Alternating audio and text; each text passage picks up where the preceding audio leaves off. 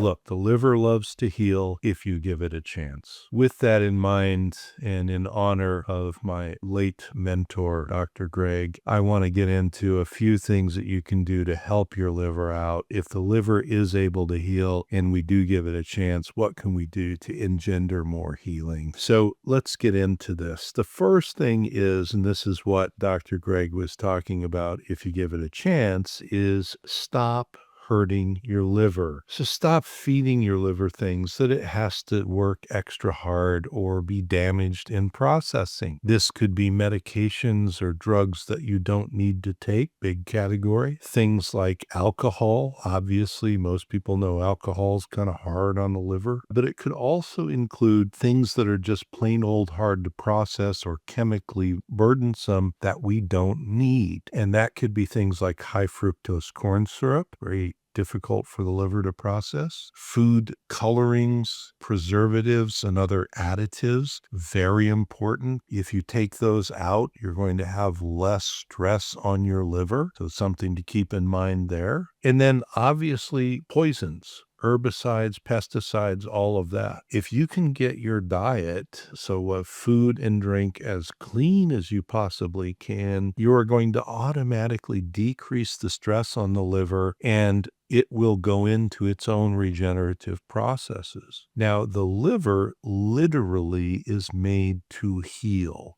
Other organs, not so much. But the liver, if you're damaging it, can actually grow more liver cells. I have seen people who had some challenges, maybe with substances or whatever, where their liver literally increased in size. And so instead of kind of just coming out a little bit below the rib cage on the right-hand side, it actually went way down. And that happens because the liver's trying to keep up with all the stress you're putting in. So imagine if you just removed as much junk and toxin out of your diet intake, how much it would be helpful. What would be a general guideline, if you will, as far as eating things that would generally give you the kind of things that would be helpful for your liver? Plants. Plants have a lot of polyphenolic compounds, the things that make the plant colorful, appealing to the eye, etc. Plants have a lot of natural nutrients, minerals, and vitamins,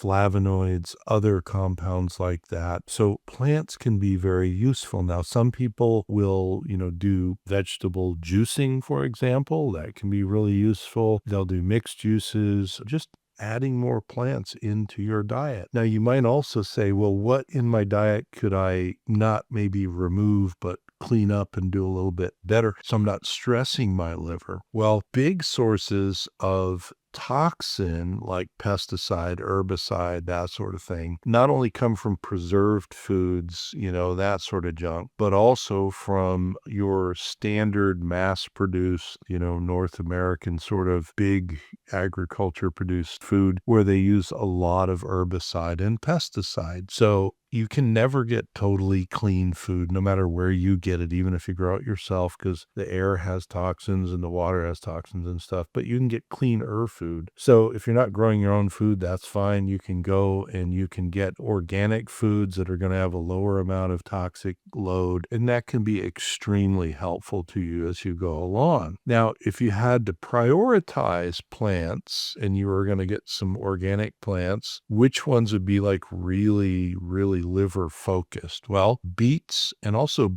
beet tops, beet greens. And what else is like beet tops or beet greens? Other greens like collards and things of that nature are going to have a lot of not only vitamins, minerals, but also things like methionine and other things that are very helpful to the liver processing things, helping to detoxify. Other dark greens, asparagus, and then anything that's a brilliant color. So dark blues, reds, yellows, all the things that nature might be trying to call your attention to. Largely vegetables, some fruit, berries come in here, etc. The next thing would be watch for sneaky sources of stored chemical toxins and fats. So, fats in either plant, but especially animals, are storage places for toxic chemicals. So, again, just like plants, you can't get any animals that are totally clean of all chemicals and, everything, because we live in a very toxic world. But if you get maybe locally sourced,